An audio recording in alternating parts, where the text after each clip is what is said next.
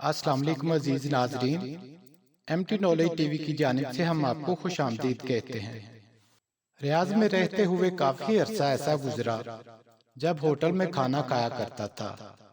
ظاہر ہے پکانا آتا نہیں، اس لیے ہوٹل پر ہی کھانا کھانا پڑتا۔ کھانے کی میز پر تنہا بیٹھے ہوئے ایک نوالا بھی حلق سے اتارنا زہر کے برابر لگتا۔ اپنی میز سے اٹھ کر کسی اور میز پر تنہا بیٹھے شخص کے پاس پہنچ جاتا، اپنے کھانے کا آرڈر دینے کے ساتھ کہتا، یار ہم دونوں مل کر کھانا کھاتے ہیں اور باتیں بھی ہو جائیں گی، وقت بھی گزر جائے گا اور پیٹ بھی بھر جائے گا۔ میرے اس جملے کا جواب اچھا ہی ملتا تھا۔ ایک دن ایک ایسے صاحب سے واسطہ پڑا جو شاید کسی بات پر ناراض تھے۔ میں نے ان کی میز پر جا کر بیٹھتے ہوئے کہا کہ انکل چلے ایک ساتھ کھانا کھاتے ہیں، باتیں کریں گے اور پیٹ بھی بھریں گے۔ کیوں میاں، چلو چلو اپنا کھانا کھاؤ، آ جاتے ہیں مفت خور کہیں کے۔ ان کی آواز اتنی بلند تھی کہ پورا ہوٹل سمجھا کہ واقعی میں ان سے مفت کھانا کھلانے کی درخواست کر رہا ہوں۔ میں نے وضاحت کی کہ چاچا کھانا میں اپنے پیسوں سے کھاؤں گا، بس آپ کے ساتھ بیٹھوں گا تو وقت گزر جائے گا، لیکن وہ نہیں مانے اور میں اکثر کی طرح اس دن بھی کھانا کھائے بغیر میز سے اٹھ گیا۔ رات کو بسکٹ کھائے اور سو گیا۔ اکثر ایسا ہی ہوتا ہے۔ ایسی ہی ایک رات کا کھانا کھانے نکلا تو میز پر بیٹھے ایک نوجوان سے انہیں جملوں کے ساتھ تعارف ہو گیا۔ وہ بہت خوش مزاج اور دل کا بڑا نوجوان تھا۔ میں یہاں اس کو سلیم کے نام سے تعارف کراؤں گا۔ سلیم کی عمر 26 سال ہوگی۔ ایک دوسرے کے بارے میں باتیں شروع ہوئیں تو معلوم ہوا کہ سلیم کی شادی 4 سال پہلے ہوئی تھی، مگر وہ شادی کے 1 ماہ بعد ہی ریاض آ گیا تھا۔ یہاں کے مسائل اور گھریلو ذمہ داریوں کی وجہ سے واپس نہ جا سکا۔ ہم ہر روز رات کو ملاقات کرنے لگے۔ ایک رات کافی دیر سے وہ مجھے سڑک پر ملا۔ سلیم اس وقت تم کیسے؟ کیا صبح کام پر نہیں جانا؟ میں نے اس کو اپنی طرف متوجہ کرتے ہوئے پوچھا۔ نہیں مصطفیٰ بھائی، بڑی مشکل سے چھٹی لگی ہے۔ 1-2 دن میں گاؤں جا رہا ہوں، 5 سال بعد جا رہا ہوں اور اب جا کر اپنی بیٹی کو دیکھوں گا۔ سلیم مجھے بتا چکا تھا کہ وہ شادی کے 1 ماہ بعد ہی سعودی عرب آ گیا تھا، پھر اس کے بعد ایک بیٹی کی پیدائش ہوئی۔ سلیم 1-2 دن میں گاؤں چلا گیا، بڑا خوش تھا۔ سلیم کو گئے ہوئے 1 ماہ ہو گیا تھا۔ ایک دن ہوٹل میں کھانا کھانے گیا تو سلیم ایک کونے میں میز پر خاموش اور اداس بیٹھا تھا۔ میں نے اس کے قریب جا کر پوچھا، سلیم کیا ہوا؟ تم کب آئے؟ سلیم میری طرف دیکھنے لگا جیسے وہ اور میں بالکل اجنبی ہوں، آج ہی ملاقات ہوئی ہو۔ پھر چند ہی لمحوں کے بعد سلیم نے میرا ہاتھ ایسے تھاما جیسے ہمارا صدیوں کا تعلق ہو۔ میں نے پوچھا، تم تو گاؤں گئے تھے، کب آئے؟ کیا ہو گیا ہے؟ مگر وہ خاموش تھا۔ میں نے کھانا منگوایا، بڑی مشکل سے اس نے چند لقمے لیے مگر کچھ نہ بولا۔ ہوٹل بھرا ہوا تھا، اس لیے بات کرنا مشکل تھی۔ سلیم کو لے کر سڑک پر نکل آیا۔ ہم ایک سڑک کے کونے پر موجود چبوترے پر بیٹھ گئے۔ اصرار کیا، دھمکی دی کہ اگر مجھے نہیں بتایا تو میں بھی ملنا چھوڑ دوں گا۔ سلیم ایسا لگ رہا تھا جیسے وہ گونگا ہو گیا ہو۔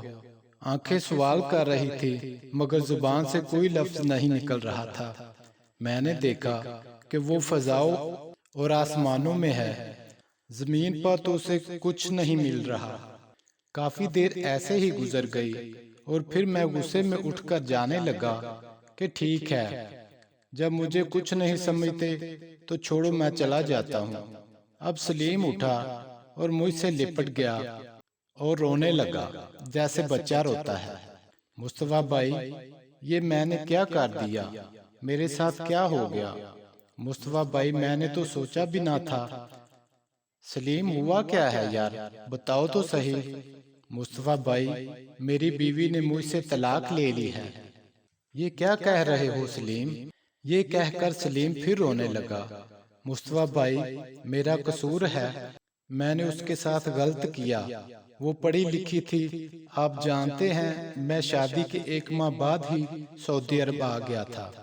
میری بیوی روز کہتی تھی کہ تم واپس آ جاؤ، روکھی سوکھی کھا لیں گے مگر ساتھ رہیں گے، مگر میں اپنا گھر بنانے کی دھن میں تھا، اتنا کما لوں کہ گھر بنا لوں۔ ماں کہتی تھی کہ بہنوں کی شادی کے لیے جمع کر لو۔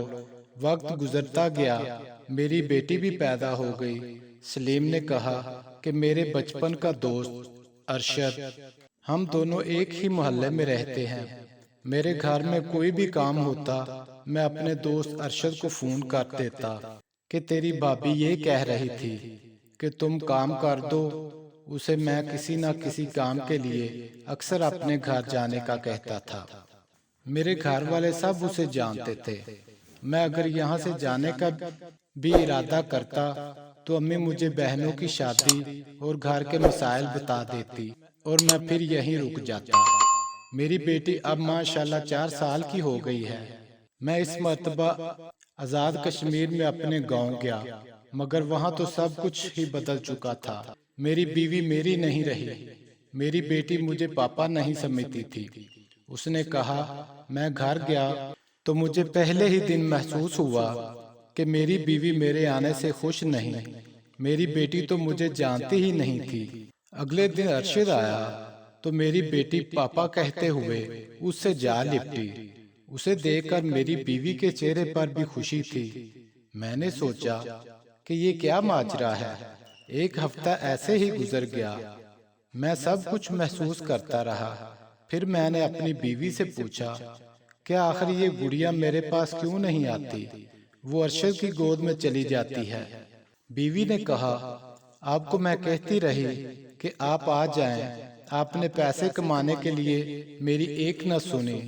آج گڑیا ارشد کو ہی اپنا پاپا سمجھتی ہے، کیونکہ ہر موقع پر تو وہ موجود ہوتا تھا، گڑیا کی ہر خواہش پوری کرتا تھا۔ آپ یہ کیوں نہیں سمجھ پائے؟ پیسہ سب کچھ نہیں ہوتا۔ آج آپ کا دوست ارشد مکمل طور پر ہمارے گھر میں آ چکا ہے اور اسی گھر کا ایک فرد ہو گیا ہے۔ تو کیا مطلب؟ میری کوئی اوقات نہیں؟ میں نے سوال کیا تو بیوی نے کہا کہ اس میں میرا قصور نہیں، آپ شادی کے 1 ماہ بعد ہی چلے گئے تھے، آج 5 سال بعد آئے ہیں۔ اس عرصے میں ارشد ہی وہ شخص تھا جس نے ہم ماں بیٹی کا ہر طرح سے خیال رکھا۔ آج ہم دونوں ایک ساتھ رہنے کا فیصلہ کر چکے ہیں۔ میں نے کہا تم جانتی ہو تم کیا کہہ رہی ہو؟ بیوی نے کہا میں جانتی ہوں، مگر میں مجبور ہوں، میں آپ کے ساتھ نہیں رہ سکتی، میرے دل میں اب آپ کے لیے کوئی جگہ نہیں۔ ارشد بھی یہی چاہتے ہیں، آپ مجھے چھوڑ دیں تاکہ ہم نئی زندگی شروع کر سکیں۔ میں سیدھا ارشد کے پاس گیا اور پوچھا کہ تم نے یہ کیا کیا؟ میرے ہی گھر میں ڈاکہ ڈالا؟ اس نے جواب دیا میں نے کوئی ڈاکہ نہیں ڈالا، تم تو اپنا گھر میرے حوالے کر گئے تھے۔ جو گھر کی رکھوالی کرتا ہے وہ گھر کا مالک ہوتا ہے۔ میں مجرم ہوں، مگر مجھ سے بڑے مجرم تم ہو۔ تمہاری بیوی ہر عید پر مہندی لگائے تمہارا انتظار کر رہی تھی تو تمہاری بیٹی سے کہتا تھا آپ کی امی اچھی لگ رہی ہیں۔ یہ سن کر گڑیا کی ماں بھی خوش ہو جاتی تھی۔ سلیم اب تم اپنی بیوی کو چھوڑ دو، میں تمہاری بیوی سے شادی کرنا چاہتا ہوں۔ تمہاری بچی بھی اب مجھے اپنا باپ سمجھتی ہے۔ تمہاری بیوی تمہاری رہی اور نہ تمہاری بیٹی تمہیں پہچانتی ہے۔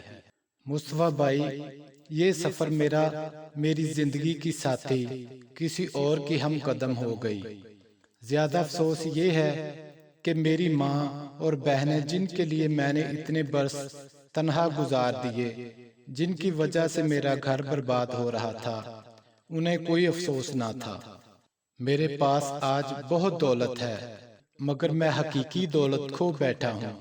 میں نے ایئرپورٹ سے ہی اپنی بیوی کو طلاق نامہ بھجوا دیا تھا تاکہ وہ دلہن جو 5 سال تک اپنے پہلے شوہر کی راہ تکتی رہی تھی، اب اسے مزید انتظار نہ کرنا پڑے اور وہ دوسرے شوہر کے ساتھ خوشی سے زندگی گزار سکے۔